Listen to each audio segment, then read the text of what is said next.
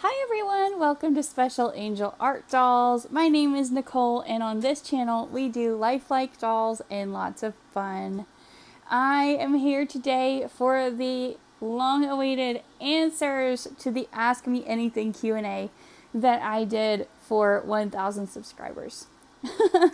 And I kind of feel like I should have dressed up or something, and I totally didn't because it's the weekend and I like to wear just comfy loungewear on the weekend because that's how I roll. And I am filming in selfie mode or portrait mode today because I just wanted this to be up close and personal and kind of, give cozy vibes. So you will see me holding some different babies in this video, but right here I have my Zachary Gilbert. He's so sweet. And we're kind of coordinating because, here, let me turn him and move. I'm not going to take it away. Look, I'm not taking it. He has to have his froggy all the time. But if you can see, he has little stars on his onesie as well. And I have stars on my, my outfit that I'm wearing. This is actually 0 to 3 months. I finally figured out that in anything with pants, he needs 0 to 3. He can wear newborn, sleepers and rompers and stuff, but if it has pants, then he needs 0 to 3. Oh, and on the back, on his little bottom, he has a little lamb face. It's so cute. So, I'm going to go backwards through the comments for these questions. So the first question is from Alex Banwell, one of my dear friends. Say hi, Auntie Alex. Hi. Zachary is one of her favorites, so he had to come on for this question. And she asked, out of all the babies that I've ever had and loved, which one that I had to part with do I miss the most? This is super hard, because I have had a lot of babies that I have just really loved. But I think that the one that I miss the most, if I had to only pick one, would be my Caleb Luke. He was the Angelina kit by Romy Stridham. An absolutely perfect, chubby, 3 to 6 month baby boy with the sweetest little curious face and limbs that just made him perfect for cuddling. And he was bald. And he had the most beautiful head shape. And I literally loved him until he had no color left. And I was going to have him redone completely, but it was just going to cost an obscene amount of money, and I already had things that I needed to pay for at that time, and so I ended up selling the kit. I believe I sold it as is to help pay for some of those things. But I literally loved the paint off of him. I just adored him. So I think he would be the one. Or possibly right up there with Caleb would be Karina. And she was kind of a hybrid baby. Her head was the Tiffany kit by Natalie Blick. And her limbs, she had 1/4 limbs because her original limbs were lost by customs on her way to me. And so she had 1/4 limbs that came from a Lee Middleton doll that her artist wonderfully, kindly painted to match her head as closely as possible. And so she was super snuggly and just the sweetest. I just loved her so much. And I can't regret what happened to her because I actually... I was in a situation where I had an extreme need to downsize. Extreme. And her artist had said to me when she painted Karina's limbs, if you ever have to let her go to somebody who needs her. And so she did. She went to somebody who needed her. But I miss her.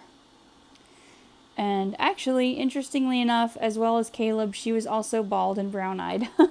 So that's kind of an interesting, pure coincidence kind of thing between them. But those would be my 2 picks for ones that I miss the most. So I'm going to grab another baby and come back with the next question. So Zachary's going to say bye. Okay, now I have my sweet little Mariella with me. This is Mariella Mavis. And you will see her in this outfit again because I actually dressed her in this for her Meet the Babies episode. I thought it was filming the whole time and I made a whole thing about her and it wasn't filming. But I'm still absolutely going to show her in this again because this outfit was actually mine and I think it's just extremely characteristic of her. But anyway, the reason that I have her on is because of the next question, which is from Cuddles by Christina. Say hi, Christina. Hi, Auntie Christina. Hi. And she asked, if you had unlimited funds, what would be your dream doll? And I can honestly say I've thought about this a lot. I've thought about this ever since receiving that comment. And I can honestly say I don't have one anymore. Because it's not about, oh, I don't have the funds to get what I want. Like, a lot of people see, I think, Paradise Gallery's dolls and Ashton Drake and stuff as like starter dolls or budget dolls that we buy when we can't afford to buy something else. But that's not the case for me. I mean, yeah, it's true. Like, this is what I can afford right now. But I don't want anything different. It's not like, oh, if I had bunches of money, then I would have all of these high-end reborns and stuff instead of these. That's just, at one point that was true. And that's why the Paradise Galleries and Ashton Drake and things that I had at that time, they didn't stay. But it's not true now. So I don't need unlimited funds because one of my dream babies is right here. She's just right here. So yeah, I honestly don't have a dream doll that I'm holding out for. She's right here. At least one of them. And there are more. There are more that I could say that about, but she is for sure one of them. So, yeah, that's probably a, boring answer to that question, but that's what it is. Okay, next I have a series of 3 questions from Lighthearted Life and Collectibles. Hi, Penny! And I have my sweet little Solace David here with me for these. So first she asked, what was your very first sculpt? My very first doll, as a collector, was a special edition Precious Bundles Behringer baby. She was 18 inches and she was a little smiler. She had little dimples. She kind of looked Hispanic. She had brown eyes. She had brown rooted mohair. And she was adorable and chunky and soft and felt wonderfully realistic to hold. They did something with her weighting that made her feel really nice. And I named her Anna Grace.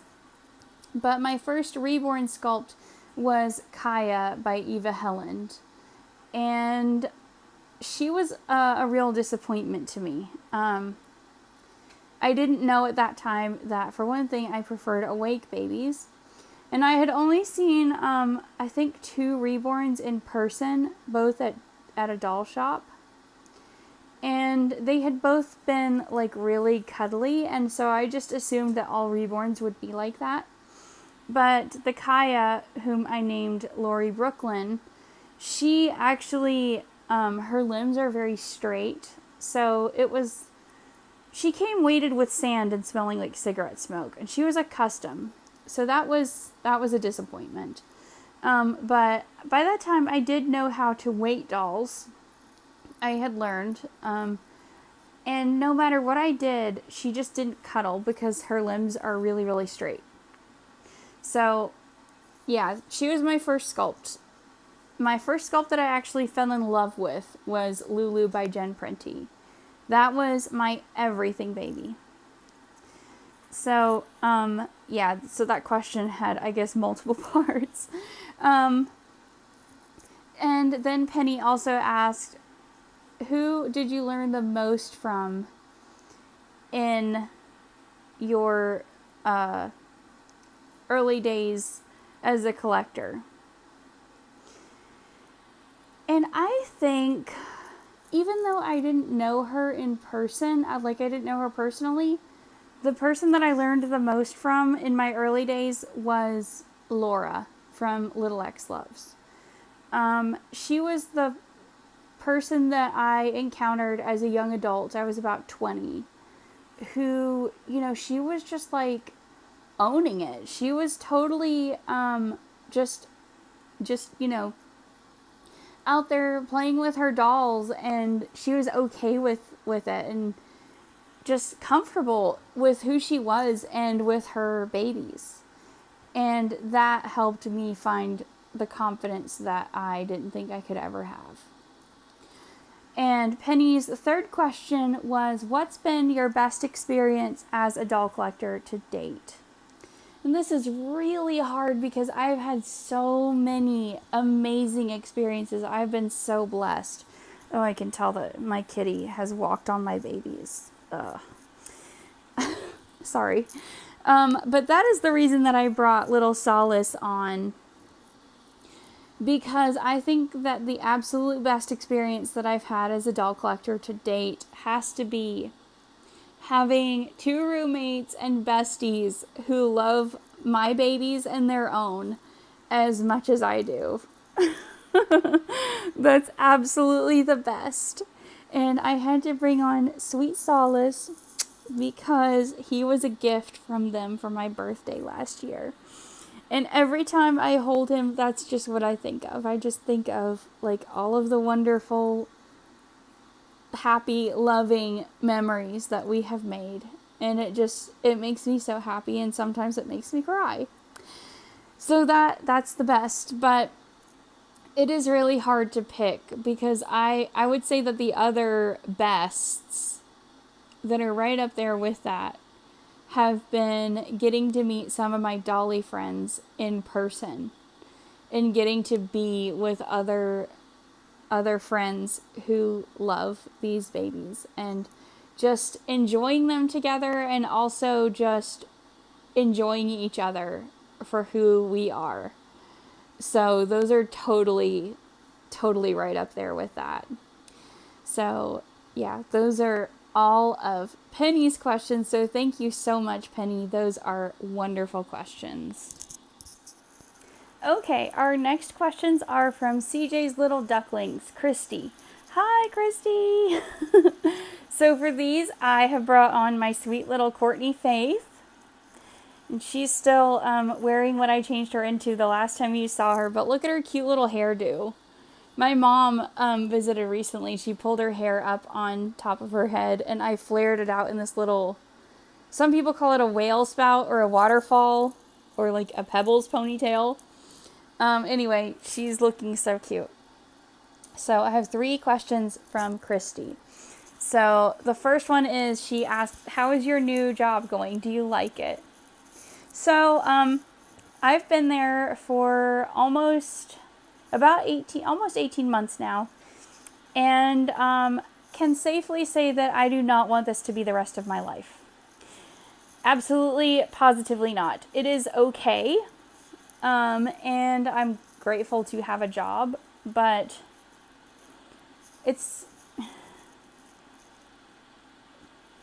let's just say that discrimination is real even in a place that exists to employ the blind, which this place does. So, I am currently in the process of reinventing my life yet again. And I will talk more about that as and when I can, when it's appropriate to do so. So, the experience of having a job has been absolutely great. And I'm really, really grateful for that. So I guess that's kind of yes and no. I don't know. Her second question is, how many dolls do you have now? I have a terrifying 20 dolls. Including one that you guys have not met yet because she needs quite a bit of work. But you will see her as soon as she is presentable to be seen. And her last question is, do you live close to your family and how do you travel? So I live about 2.5 hours away from my family and I don't travel. When I moved up here, there was a bus station here, or a bus stop. There used to be a really good bus station and there was, a train and everything, and COVID killed that. So when I got here, there was still a bus stop and now there's nothing. So I don't. If I go somewhere, it's because someone can take me. And that sucks. So, yeah, and unfortunately, that's increasingly the case. So, yeah. So that's all of Christy's questions, and I'm just going to go ahead and answer my final question with little Miss Courtney right here with me, because lots of you have said that she looks like my miniature, so I thought she would be good for these questions that have a little bit more to do with me. But the last question is from Flippy W3Z, who asks, were you born blind? And yes, I was.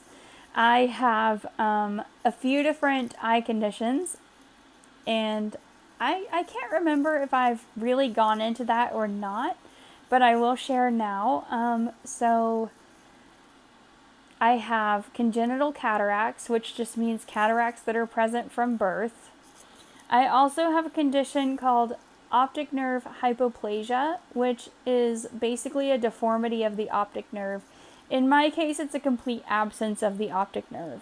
So even if that had been the only thing that was wrong with my eyes, I would still be blind.